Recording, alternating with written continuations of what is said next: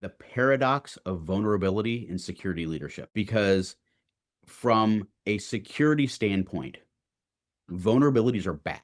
Vulnerabilities are how you get taken advantage of, how you get hit, it's a breach in your security.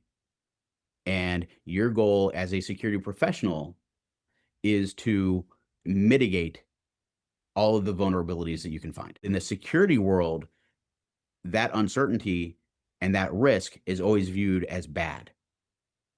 And it's actually taken me moving out of the security world per se and into the larger risk and leadership world, Yeah. um, a bit of taken me a bit of deprogramming to Huh. come around to some of these concepts, you know, because your risk, that uncertainty could lead to fantastic opportunities.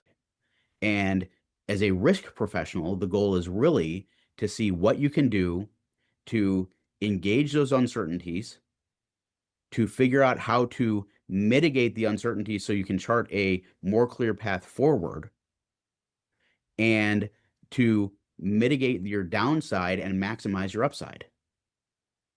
When I come back to the paradox of vulnerability and security leadership, one of the things I talked about in the article and the presentation was out of 560 articles on vulnerability in one of the security trade magazines. I went through their archives and I did a keyword search on vulnerability.